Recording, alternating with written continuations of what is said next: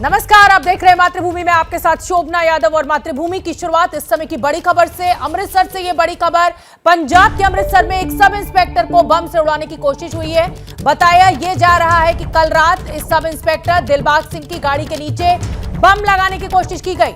Ranjit Avenue केसी block में दिलबाग सिंह की गाड़ी के नीचे लगाया गया था ये बम। दिलबाग सिंह आतंकवाद के दौर में काफी एक्टिव रहे हैं और अमृतसर में सब इंस्पेक्टर को बम से उड़ाने की ये कोशिश हुई है। उसकी गाड़ी के नीचे ये बम लगाने की कोशिश की गई थी। कल जब उसकी गाड़ी, दिलबाग सिंह की गाड़ी पार्क थी, तो नीचे बम लगाने की कोशिश यानी बम से उड़ाने की साजिश रची गई थी। और हम आपको बता दें कि दिलबाग सिंह आतंकवाद के दौर में काफी एक्टिव रहे हैं। सब इंस्पेक्टर दिलबाग सिंह की गाड़ी के नीचे बम लगाया गया। पंजाब के अमृतसर से ये बड़ी खबर मिल रही है। हमले की कोशिश की गई, हालांकि अभी यह खुलासा नहीं हुआ है कि कौन लोग थे और कौन ये साजिश रच रहे थे।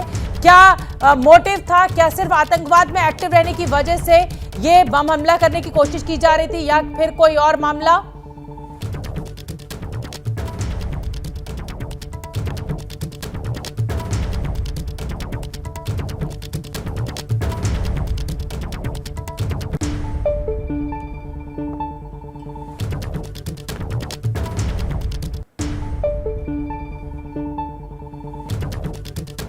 गगनदीप हमारे सहयोगी जुड़ रहे हैं ज्यादा जानकारी लिए हुए। गगनदीप, ये दिलबाग सिंह एक्टिव बहुत रहे हैं जिस समय आतंकवाद था पंजाब में, लेकिन इतने सालों बाद बम धमाका करने की कोशिश, बम से हमला करने की कोशिश, यही वजह है या फिर कोई और पीछे वजह पुलिस बता रही है? जी शोभना, अभी तक जो जानकारी मिली है, खुद दिलबाग सिंह ने जो हमें बताया है कि उन्होंने ड्यूरिंग टेररिज्म काफी काम किया था और इसकी वजह से लगातार उन्हें पहले भी थ्रेट मिलती रही हैं। हालिया जो उन्होंने जिक्र किया दिलबाग सिंह ने हमें, जो इस समय जहां पे मौजूद है पुलिस अधिकारियों से बातचीत करें, उन्होंने बताया कि 5 जून को उनको रिसेंटली थ्रेट उनको मिली थी। दल खालसा का उन्होंने जिक्र किया कि उनको थ्रेट मिली थी, लेकिन क्योंकि उनके पास सिक्योरिटी थी और इसलिए उन्होंने इसकी जानकारी, जो इसकी शिकायत नहीं दी थी, लेकिन पुलिस के अधिकारियों को उसकी जानकारी दे दी गई थी। और इसी के तहत ही चला कि 2 लोग थे जो ये बम लगाने आए थे। क्या सीसीटीवी फुटेज पुलिस के हाथ लगा है? क्या पहचान कर ली गई है इन दोनों लोगों की?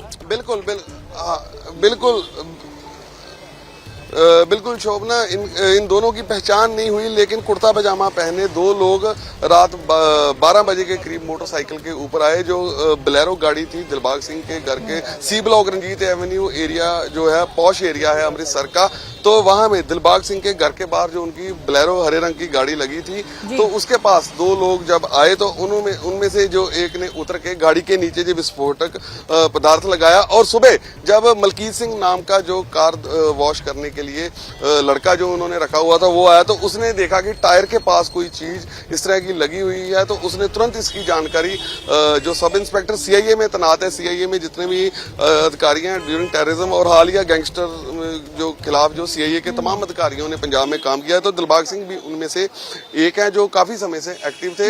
और उनको बताया। और ये तस्वीरें गगनदीप, आपको मैं रोकूंगी, ये तस्वीरें हम अपने दर्शकों को दिखाना चाहते हैं। आप देख सकते हैं मोटरसाइकिल पे ये शख्स इंतजार कर रहा है अपने दूसरे साथी का, जो टायर के पास ये बम लगाने का काम कर रहा है। और जब कार की सफाई करने वाला सुबह पहुंचा तो उसने अंदर जानकारी दी और उसके बाद पुलिस हरकत में आई। आप देख सकते हैं ये 2 मोटरसाइकिल सवार बम लगाया और उसके बाद हाथ में कुछ सफेद थैला भी है इनके, और ये वहां से रवाना हो गए। बहुत बहुत धन्यवाद गगनदीप आपका इस पूरी जानकारी के लिए। तो ये बड़ी खबर, पंजाब के अमृतसर से बम धमाके की साजिश को नाकाम किया गया है। सब इंस्पेक्टर की गाड़ी में बम लगाया गया। ये तस्वीरें भी लगातार हम आपको दिखा रहे हैं। 2 मोटरसाइकिल सवार पहुंचे थे और उन्होंने ये बम लगाने का काम किया। मातृभूमि में इस वक्त एक और बड़ी खबर आपको बता दें, और ये बड़ी खबर मुंबई से है। मुंबई में एंटी नारकोटिक सेल ने ड्रग्स की एक बड़ी खेप पकड़ी है। ये पार्टी ड्रग्स है जिसे एमडी कहते हैं। मुंबई पुलिस ने 513 किलो एमडी जब्त करने का दावा किया है, जिसकी कीमत अंतर्राष्ट्रीय बाजार में 1026 करोड़ से ज्यादा बताई जा रही है। इस मामले में पुलिस ने 7 लोगों को गिरफ्तार भी किया है। बरामद ड्रग्स की कीमत 1026 करोड़ रुपए। एमडी कहा जाता है हाई प्रोफाइल सर्किल में ये ड्रग सप्लाई की जाती है। मृत्युंजय मेरे साथ जुड़ रहे हैं ज्यादा जानकारी लिए हुए। मृत्युंजय, एक बड़ी खेप बरामद की गई है और 1026 करोड़ कोई कम अमाउंट नहीं होता है, लेकिन सवाल ये उठता है कि मुंबई क्या ड्रग्स कैपिटल बनती जा रही है? चाहे बॉलीवुड की खबरें हो, चाहे और चीजें हो, लेकिन यहां से ड्रग्स की बरामदगी खूब होती है। जी निश्चित तौर पर, और आपको बता दें कि मुंबई पुलिस के जो एंटी नारकोटिक सेल है, इसको ये सफलता प्राप्त करने के लिए 5 महीने की कड़ी मेहनत करनी पड़ी।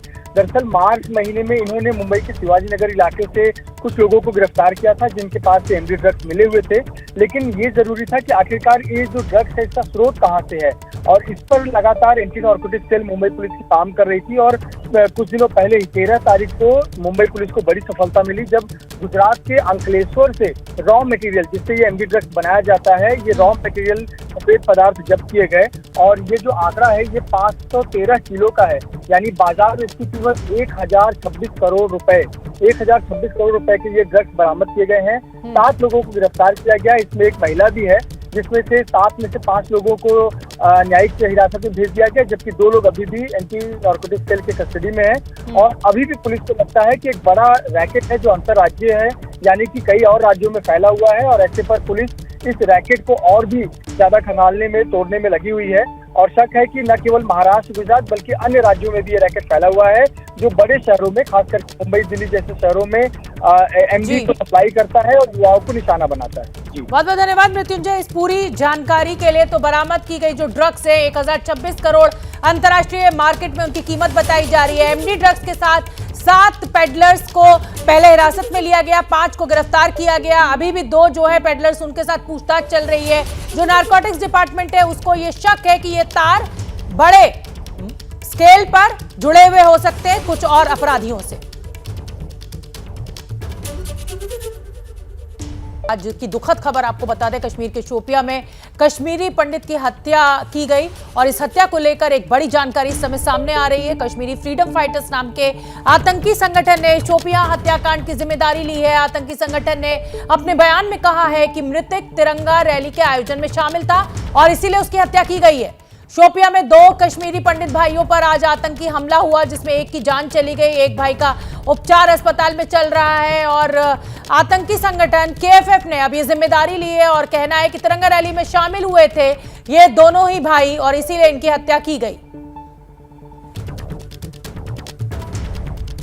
आतंकवादियों ने 2 कश्मीरी पंडित भाइयों पर आज अंधाधुंध फायरिंग की। आतंकवादियों की गोलीबारी में सुनील कुमार भट्ट की मौके पर ही मृत्यु हो गई, जबकि दूसरे भाई पिंटू कुमार की हालत बेहद गंभीर है, उनका अस्पताल में उपचार जारी है। आतंकवादियों ने दोनों कश्मीरी पंडितों पर उस वक्त हमला किया जब दोनों भाई सेब के बागान में मौजूद थे। जानकारी जो मिल रही है उसके हिसाब से फायरिंग से पहले आतंकवादियों ने दोनों भाइयों का नाम पूछा और फिर गोली चलाई। तो कश्मीरी पंडित की हत्या का मामला एक बार फिर कश्मीर में सामने आया है। शोपिया में टारगेट किलिंग के बाद एबीपी न्यूज संवाददाता आसिफ कुरैशी मृतक कश्मीरी पंडित सुनील कुमार के घर पहुंचे। वहां डर का ऐसा माहौल है कि कोई कुछ बोलने को तैयार नहीं है। देखिए आप। इस समय हम शोपिया में उसी जगह मौजूद हैं जहां पे 2 कश्मीरी पंडितों का जो मकान है वो यहाँ पर है।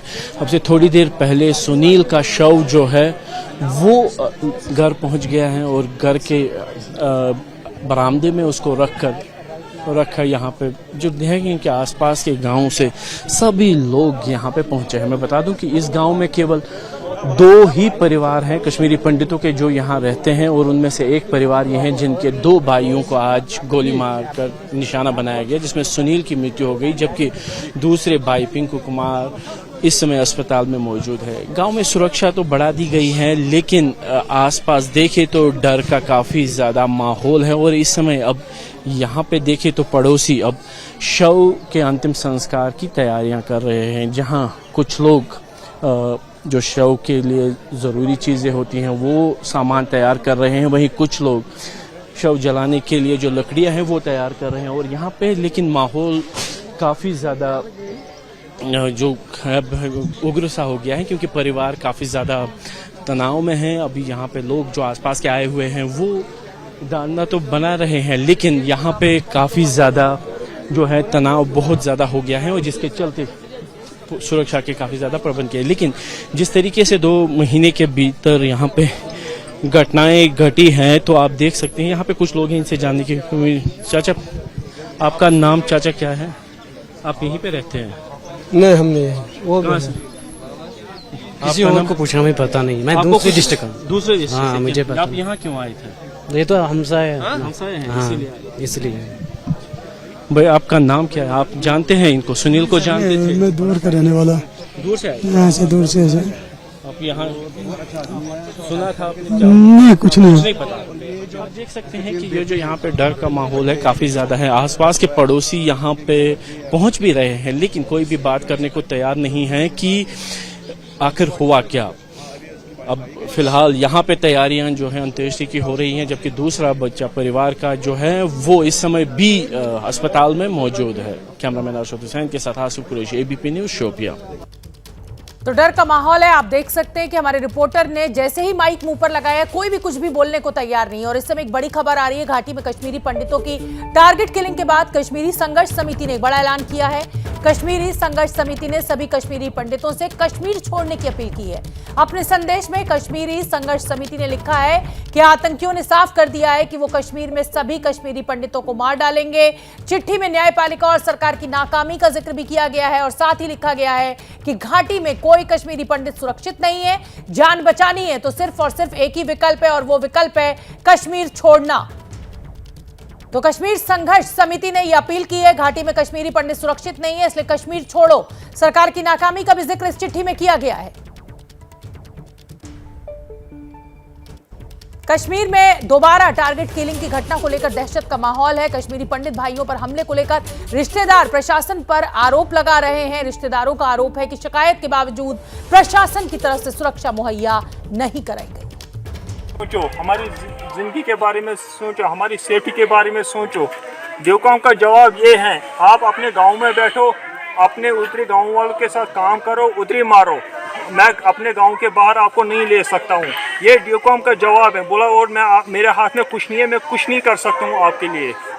तो ये ड्यूकॉम। फिर मैं डीसी साहब के पास गया, डीसी साहब पहले बात ही नहीं सुनते, उसके बाद बोलते हैं जो बोलना है बोलो और निकलो यहाँ से, जाओ।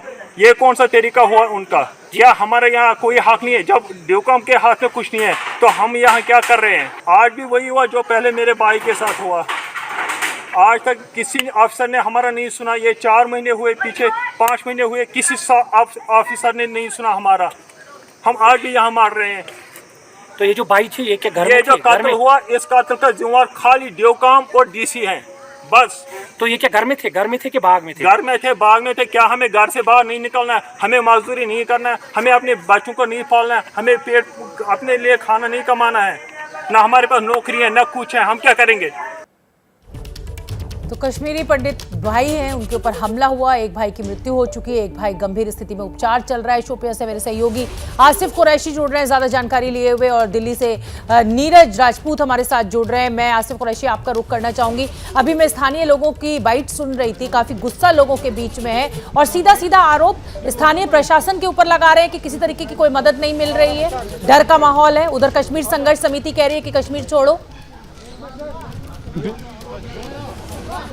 बिल्कुल शोभना, आप देख सकते हैं कि अभी डिविजनल कमिश्नर कश्मीर पीके पोले यहाँ पे पहुंचे थे और परिवार ने उनका जो बात है गुस्से से की, क्योंकि परिवार का यही आरोप है कि फैमिली के साथ ये दूसरी घटना घटी है। क्योंकि अप्रैल के महीने में अगर याद होगा तो इसी गांव में एक और जो कश्मीरी पंडित हैं, इसी परिवार के सदस्य हैं, उसको भी गोली मारी गई थी। वो जख्मी हुआ था, बच गया था, लेकिन अभी भी उसका उपचार चल रहा है। और अब कुछ महीनों के बाद यहाँ पे एक बार फिर से इसी परिवार को निशाना बनाया गया। इनका ये आरोप है कि इन्होंने कई बार प्रशासन से बात की थी, deputy commissioner Shopian, divisional commissioner Kashmir से बात की थी और यहाँ से उनको दूसरी जगह ले जाने तक की बात कही थी। लेकिन उनका ये आरोप है कि प्रशासन ने उनको ये बोला था कि वो किसी भी हाल में गाँव से उनको बाहर नहीं ले जा सकते। और इस समय जो डिविजनल कमिश्नर कश्मीर है पीके पोले यहाँ पे मीडिया कर्मी से बात कर रहे हैं और अपना पक्ष रखने की कोशिश कर रहे हैं, लेकिन परिवार काफी गुस्से में है। इसीलिए परिवार का यही आरोप है कि जो कुछ भी हुआ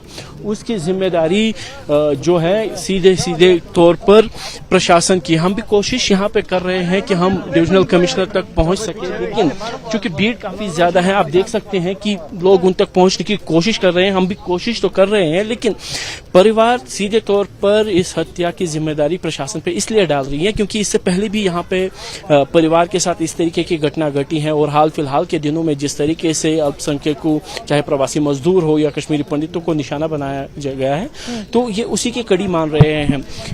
ये मई के महीने के बाद दूसरे कश्मीरी पंडित हैं जिनको गोली इस तरीके से मारी गई है और अगर देखें इसी परिवार के आसिफ, आप दूसरा कोशिश सदस्य कीजिए ये है, डिविजनल कमिश्नर से तीसरा बात करने सदस्य की। इस बीच जिनको में नीरज राजपूत का रुख करना चाहूंगी। नीरज राजपूत, दावे लगातार बड़े बड़े किए जा रहे हैं।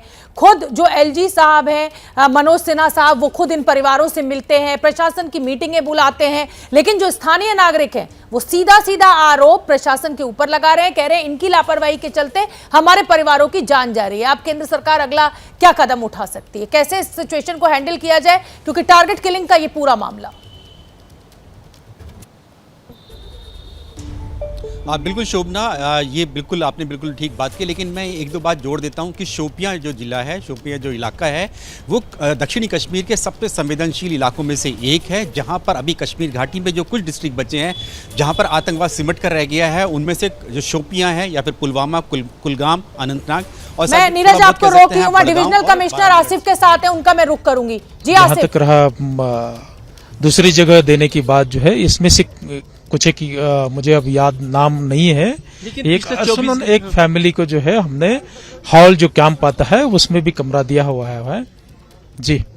लेकिन दूसरी घटना है पिछले 24 घंटे में ही, जिसमें क्या हर जगह तो सिक्योरिटी दे पाना संभव नहीं है। जितने दूर दराज के इलाके में कश्मीरी पंडित इस तरीके से रह रहे हैं तो कैसे आप उनकी सुरक्षा सुनिश्चित करें? ये अभी जो है क्योंकि बागात का टाइम रहता है, फॉलिएज ज्यादा रहता है, नजदीक से आपको 5 मीटर से भी नहीं दिखाई देता है। इन दिनों में जो है चांसेस ज्यादा बढ़ जाते हैं, खास करके रूरल एरियाज में।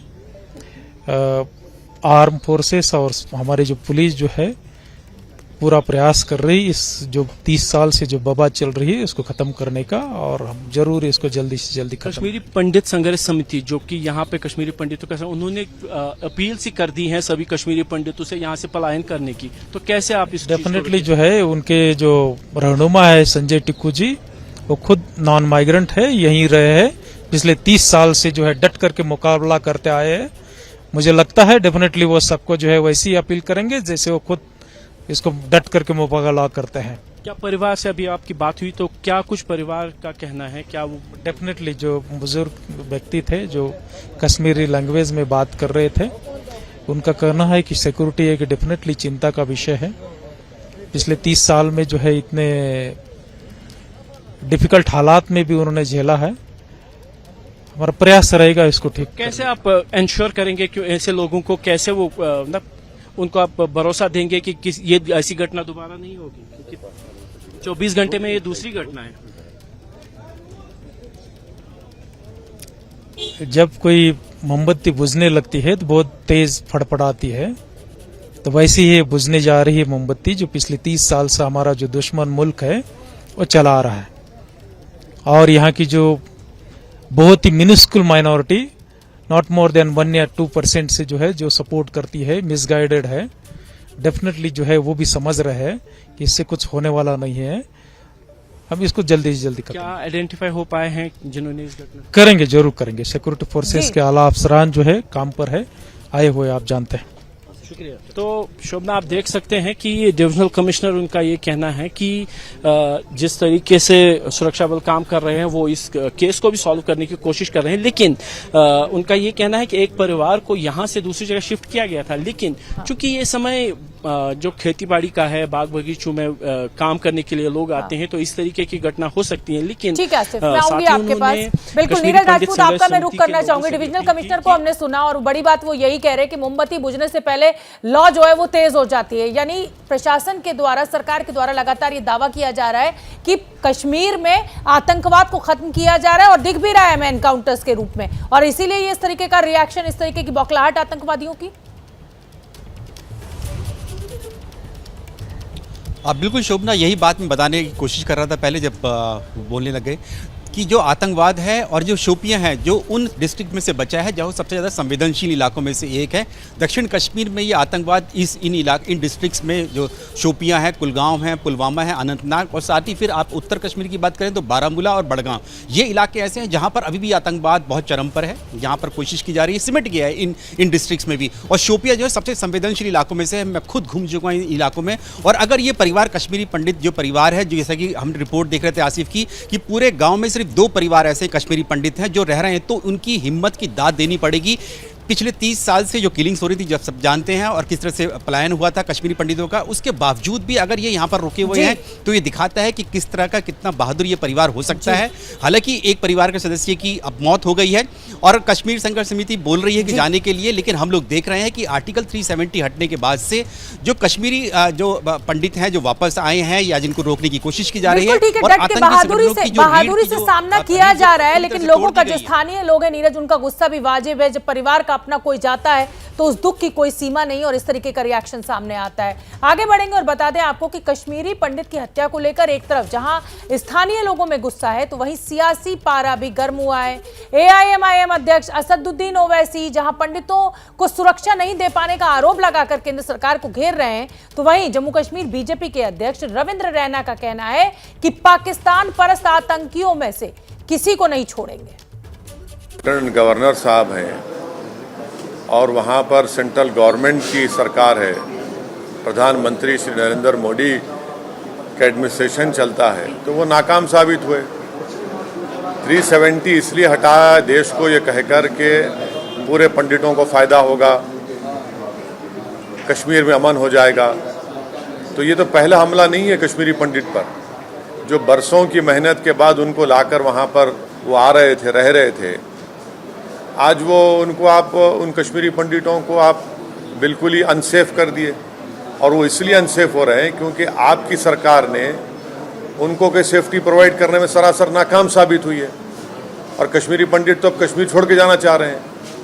हमने और आपने देखा कि वो प्रोटेस्ट कर रहे थे रोडों पर आकर, उनके एनक्लेव्स को रातों में पुलिस बंद कर दी थी कि वो निकल कर ना जाए कहीं। तो ये मोदी सरकार की नाकामी का एक और मिसाल है कश्मीर में, और इसकी पूरी जिम्मेदारी जो है वो भारतीय जनता पार्टी और उनकी सरकार पर आती है कि उन्होंने वो कश्मीरी पंडितों को उनकी जान की हिफाजत करने में नाकाम साबित हो रहे हैं।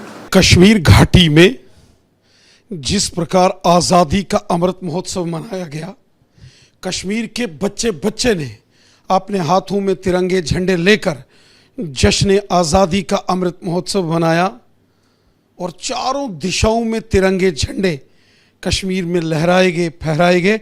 उससे इन कायर पाकिस्तानी आतंकवादियों को तकलीफ हो गई, और इन्होंने निहत्थे बेकसूर 2 कश्मीरी पंडित भाइयों को निशाना बनाया, श्री सुनील पंडिता साहब और श्री पिंटू पंडिता जी। ये बहुत बड़ा जघन्य अपराध इन कायर पाकिस्तानी आतंकवादियों ने किया है। सेना, पुलिस और पैरामिलिट्री फोर्सेस ने उस सारे क्षेत्र की घेराबंदी कर दी है। बहुत जल्द ये आतंकवादी जो इस जघन्य हत्याकांड में शामिल हैं, उनको मौत के घाट उतारा जाएगा। उनके जितने समर्थक और साजिशकर्ता हैं, उनको भी ठिकाने लगाया जाएगा। और इसी पूरी घटना को लेकर कांग्रेस की नेता प्रियंका गांधी ने ट्वीट किया है। उन्होंने इस पूरे हमले को निंदनीय कहा है। जम्मू कश्मीर में आतंकवादियों द्वारा कश्मीरी पंडित भाई की हत्या की घटना निंदनीय है। कश्मीरी पंडित बहनों भाइयों की सुरक्षा को लेकर लापरवाही बंद होनी चाहिए।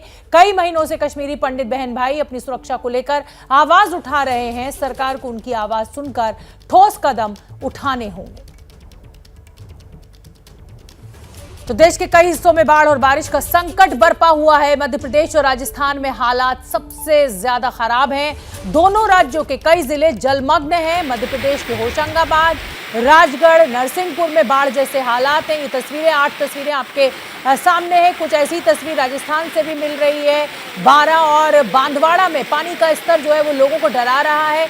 महाराष्ट्र और गुजरात की अगर बात करें तो वहां भी लगातार बारिश चल रही है। कई इलाकों में जलभराव हो गया है। बारिश की मार पहाड़ी राज्यों पर भी है। हिमाचल के लाहौल स्पीति और जम्मू कश्मीर के पठानकोट पर भारी बारिश से संकट शुरू हो गया है। ओडिशा के कटक की बात करें तो वहां पानी का जलस्तर जो है वो मंदिर को पार कर गया है। छत्तीसगढ़ के रायगढ़ में भी लगातार बारिश से नदियां उफान पर बह रही हैं। तो ये तमाम देश के राज्यों के शहरों की तस्वीरें हम आपको दिखा रहे हैं। आप देखिए बारा, राजगढ़, महाराष्ट्र के मुंबई की भी बात करिए, गुजरात की अगर हम बात करें अहमदाबाद शहर, आप देखिए लाहौल स्पीति हिमाचल प्रदेश, पठानकोट जम्मू कश्मीर, ओडिशा, छत्तीसगढ़, हर जगह लगभग एक सी तस्वीर है। और बाढ़ और बारिश से हालात बेहद गंभीर, बेहद संकटपूर्ण। और मध्य प्रदेश की अगर हम बात करें तो कई इलाकों में बाढ़ जैसे हालात पैदा हो गए हैं। कुछ ऐसा ही हाल होशंगाबाद जिले का है, जहां हाईवे नदियों में तब्दील हो गए हैं। होशंगाबाद में कैसे नागपुर से भोपाल के रास्ते पर पानी ने ब्रेक लगा दिया है। हमारे संवाददाता ज्ञानेंद्र तिवारी ने हमें एक रिपोर्ट भेजी है, वो आप देखिए। अगर आप भोपाल से आ रहे हैं या किसी दूसरे शहर से यानी नागपुर से आ रहे हैं और होशंगाबाद आपको जाना है, तो होशंगाबाद जाने की ये जो सड़क है इसका इस्तेमाल मत कीजिएगा, क्योंकि नेशनल हाईवे से जब होशंगाबाद जाना होगा तो इसी रास्ते से होकर जाते हैं ज़्यादातर लोग। ये रास्ता बिल्कुल मत पकड़िएगा, क्योंकि यहाँ कल से पानी बह रहा है और पुल के ऊपर से पानी बह रहा है। और कितना पानी है आप ये देख लीजिए कि एकदम नदी की शक्ल में ये पूरी सड़क जो है वो तब्दील हो गई है और यहाँ आवागमन बाधित हो गया है। इस पुल के ऊपर से पानी बहने की वजह से अब लोग आना जाना ना करें, उसके लिए यहाँ पर मध्य प्रदेश पुलिस के जवान हैं और ये तमाम लोग जो है होम गार्ड हैं और जिला आपदा प्रबंधन के लोग हैं। ये बताइए कि ये कब से पानी बह रहा है पुल के ऊपर से? ये कल से। अच्छा, ये कहाँ का पानी है? तवा डैम का। तवा डैम का। कितने गेट खोल दिए गए हैं तवा डैम? 13 गेट चल रहे हैं। अच्छा, 13 गेट खोल दिए गए। हाँ। तो ये नर्मदा का पानी नहीं है? नर्मदा का नहीं, तवा का है। अच्छा, तो ये मतलब कब बोला जा रहा है कि ये कब कम होगा? क्योंकि और होशंगाबाद जाने का जो मुख्य रास्ता है वो यही है? मुख्य रास्ता यही है। अच्छा, तो अभी आवागमन बंद है? अभी शहर जाना है तो कैसे जाएंगे? शहर जाना तो 4 लाइन से आपको उधर बाबई के रोड होते हुए आना पड़ेगा। अच्छा, ये बताइए कि कितना पानी है इसमें, मतलब कहाँ तक पानी? इसमें पानी है अभी 5 फुट करीब है पानी। अच्छा, रोड के ऊपर? रोड के ऊपर 5? हाँ, पुल के ऊपर 5। ये कल से ही बह रहा? कल से बह रहा। अभी बारिश रुकी है, ये राहत की बात है। लेकिन ये जो लोग हैं आपदा प्रबंधन के और होम गार्ड के लोग, ये तमाम लोग बता रहे हैं कि ये जो पानी है ये सड़क से 5 फीट ऊपर है और यहाँ आना जाना ना हो सके, इसलिए लोगों को यहाँ तैनात कर दिया गया है। तो कुल मिलाकर ये जो मुख्य सड़क है, यहाँ से अगर आपको आना जाना है तो आप एबीपी न्यूज़ की इस रिपोर्ट को ज़रूर देखिएगा और ये समझ जाइएगा कि होशंगाबाद शहर के अंदर अगर आपको एंट्री करनी है, जो इसके अलावा जो दूसरे विकल्प हैं, तो आप उस रास्ते का इस्तेमाल कर सकते हैं। कैमरा पर्सन दुर्गेश साहू के साथ ज्ञानेंद्र तिवारी, एबीपी न्यूज़, होशंगाबाद। और हमारी कोशिश है मातृभूमि शो में कि हम आपको तमाम वो तस्वीरें दिखा सकें जिससे लोगों की दिक्कतें बारिश और बाढ़ के चलते हमें साफ साफ नजर आ रही हैं। मध्य प्रदेश की अगर बात करें तो भारी बारिश का अलर्ट है, नदी नाले उफान बनकर बह रहे हैं। रायसेन में मौजूद एबीपी न्यूज संवाददाता ब्रजेश राजपूत ने बेतवा पुल से हमें एक स्पेशल रिपोर्ट भेजी है, उस रिपोर्ट को आप देखिए और खतरे का अंदाजा लगाइए। मध्य प्रदेश में 15 अगस्त के बाद से लगातार बारिश का दौर चल रहा है और आलम यही कि प्रदेश के सभी नदी नाले भारी उफान पर हैं। हम इस वक्त भोपाल और रायसेन के बीच बेतवा नदी के ब्रिज पर हैं और आप देख सकते हैं कि यहाँ दूर दूर तक बेतवा नदी ऐसी उफनी हुई है कि जमाने बाद ऐसा नजारा देखने को मिल रहा है। दूर दूर तक पानी ही पानी है और ये आलम सिर्फ बेतवा नदी का नहीं है, नर्मदा और बाकी जो नदियां हैं वो भी उफन रही हैं। जो बांध बने हैं सभी बांधों से पानी छोड़ा जा रहा है और प्रशासन ने सभी लोगों से अलर्ट जारी करके सतर्क रहने को कहा है, क्योंकि कई जगह पर नदी नाले उफन रहे हैं। भोपाल, रायसेन, सीहोर और होशंगाबाद, इन तमाम जगह पर स्कूलों में छुट्टी कर दी गई है, क्योंकि आज भी भारी से भारी बारिश की दौर की चेतावनी दी गई है।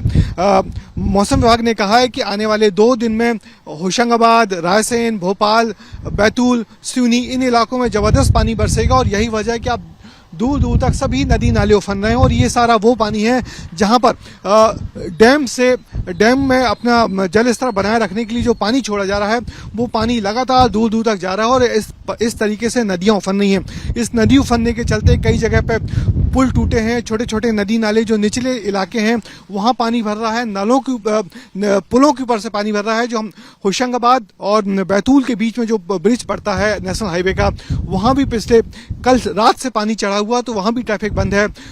रायसेन जिले का बेगमगंज का जो पुल है वो भी भारी बारिश के चलते टूट गया है। तो ऐसी लगातार खबरें आ रही हैं, मगर थोड़ी देर पहले ही मुख्यमंत्री ने अभी अपने वरिष्ठ अधिकारियों के साथ बैठक की है और सबको अलर्ट किया है। तकरीबन सभी जिलों के जहां पे संवेदनशील घोषित किए गए हैं बारिश के चलते, उनके कलेक्टर से, कमिश्नर से बात की है और कहा है कि किसी प्रकार की जान माल की हानि नहीं होनी चाहिए, जनता को अलर्ट पर रखा जाए। और मुख्यमंत्री ने भी अपील की है कि जनता प्रशासन की अपील को माने, अलर्ट को माने और सुरक्षित इलाकों में रहे और ऐसा कोई दुस्साहस ना करे जिसके चलते कि जान माल का नुकसान हो। लेकिन निश्चित ही आज और कल मध्य प्रदेश के तमाम इलाकों में भारी बारिश की चेतावनी दी गई है। हाँ, आप भी यदि इन इलाकों में रह रहे हैं तो हम आपसे सतर्क करने की कोशिश करेंगे कि अलर्ट, प्रशासन के अलर्ट को माने और सुरक्षित जगहों पर रहे, क्योंकि आने वाले 2 दिन आज और कल मध्य प्रदेश के अधिकतर इलाकों में भारी बारिश की चेतावनी दी गई है। कैमरामैन होमिन के साथ ब्रजेश राजपूत, एबीपी न्यूज, रायसेन। बिहार में नीतीश सरकार में मंत्रिमंडल का विस्तार हुआ है। कुल 31 मंत्रियों ने आज शपथ ली है। आरजेडी के 16 मंत्रियों ने शपथ ली है तो जेडीयू के 11 मंत्री बने हैं। 2 कांग्रेस के, 1 हम पार्टी का और 1 निर्दलीय विधायक को भी मंत्री बनाया गया है। शपथ ग्रहण के बाद मुख्यमंत्रियों ने मंत्रियों के विभाग का बंटवारा भी कर दिया है, उसका भी ऐलान हो चुका है। बिहार में नए मंत्रियों के शपथ के बाद एबीपी न्यूज ने केंद्रीय मंत्री गिरिराज सिंह से बात की है। गिरिराज सिंह ने तंज कसा है कि बिहार में अब युवराज की सरकार है और नीतीश को उनके हिसाब से चलना होगा। बिहार में नई सरकार में मंत्रिमंडल का गठन हो गया है। आज सभी नए मंत्रियों ने शपथ ली। हमारे साथ हैं गिरिराज सिंह। आप क्या कहेंगे, आज नए मंत्रिमंडल ने शपथ ली है, अब आपकी जगह आरजेडी आ गई है सरकार में। नीतीश जी को दूसरी बार मुख्यमंत्री इस खेप में, ऐसे तो 8वीं बार है, हम तो शुभकामना देंगे कि फिर आपको गाली ना सुनना पड़े लालू जी का कि आप सांप हैं, केचुआ बदलते, आप गिरगिट हैं। आप बढ़िया से काम करें, हमारी शुभकामना है। जो 20 लाख रोजगार कहे हैं वो भी आप पूरा करें, लोगों को बताएं। कई मंत्री जेडीयू के तो लगभग सभी मंत्री वही हैं, आरजेडी के नए मंत्री बने हैं। पहले 10 लाख का टारगेट था, अब नीतीश कुमार ने खुद ही उसको 20 लाख बढ़ा दिया। हालांकि नीतीश कुमार पहले कह चुके हैं कि पैसा कहां से आएगा। देखिए, अब उनकी मजबूरी है, युवराज के हर बात का समर्थन करना पड़ेगा। अब युवराज के अंडर में है तो युवराज की बात तो मानना पड़ेगा। युवराज ने 10 कहा तो इनको 20 कहना ही है। अब 20 कहे हैं तो राज्य की जनता से मेरा आग्रह है कि एक ब्लूप्रिंट बना करके बताएं कि कैसे 20 लाख का रोजगार होगा। ये मेरा आग्रह है। तेज प्रताप यादव को स्वास्थ्य की जगह वन और पर्यावरण मंत्रालय दिया गया है। मेरा उस पर कोई प्रतिक्रिया नहीं है। वो किसको क्या विभाग दिए, तेजस्वी जी और नीतीश जी, ये उनका विभाग है। हमारी शुभकामना है कि अच्छे ढंग से चलाएं। आपने ट्वीट किया कि अनिश्चितता के माहौल में सभी मंत्रियों को बधाई है। क्या आपको लगता है कि सरकार अनिश्चित है, सरकार नहीं चल पाएगी पूरे टर्म? नहीं, सब लोग अपने में अनिश्चितता महसूस कर रहे हैं और इसीलिए मैंने ऐसे शब्द का प्रयोग किया है और कोई खास नहीं है, क्योंकि बिहार की जनता भयभीत है। आखिरी सवाल, आपने बिहार की जनता भयभीत है के बारे में कहा। एक तस्वीर आई जिसमें आनंद मोहन सिंह की एक तस्वीर आई है कि वो हैं तो जेल में लेकिन सर्किट हाउस में बैठे हुए हैं। एक तस्वीर में वो अपने बेटे के साथ बैठे हुए हैं। क्या कहेंगे आप, नई सरकार आते ऐसी तस्वीरें आ रही हैं?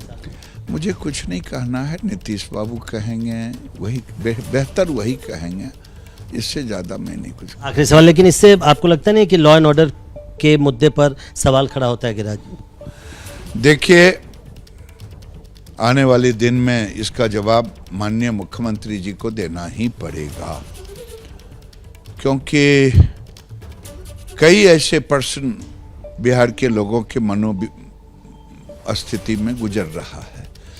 आप तो आंकड़े जोड़ रहे हैं, 8 दल इतना % अमन पुआ पका रहे हैं, लेकिन भूल रहे हैं कि बिहार की जनता अब आंकड़ों पर नहीं, दलों के समीकरण पर नहीं, बल्कि परफॉर्मेंस पर अपनी प्रतिक्रिया देता है।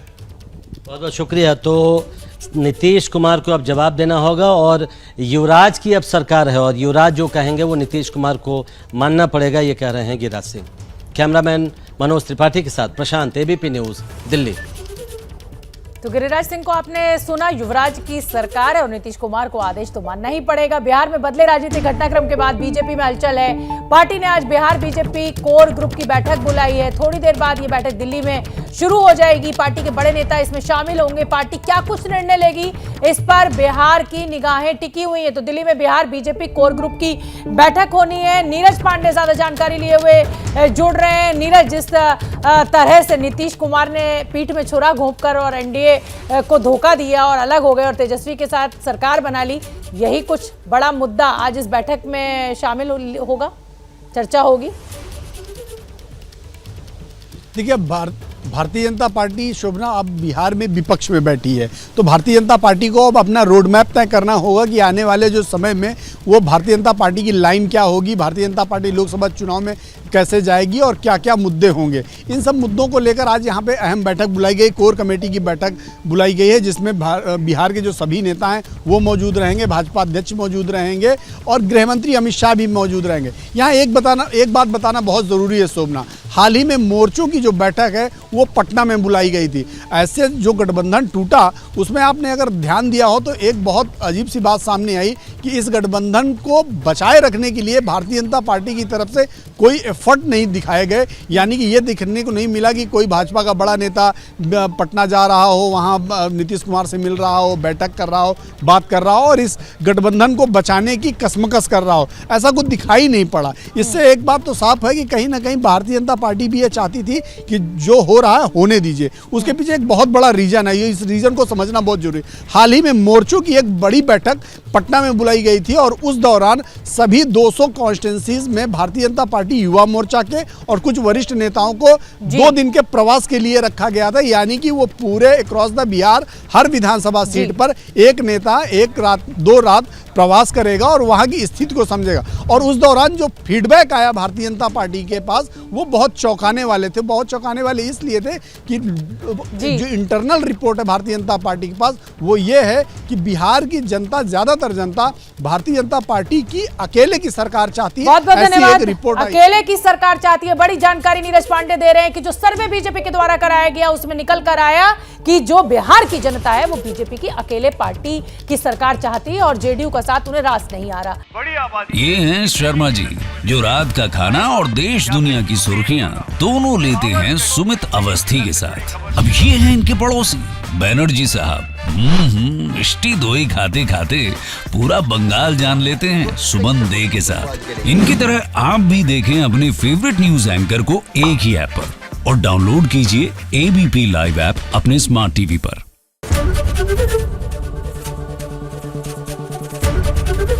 एबीपी न्यूज आपको रखे आगे।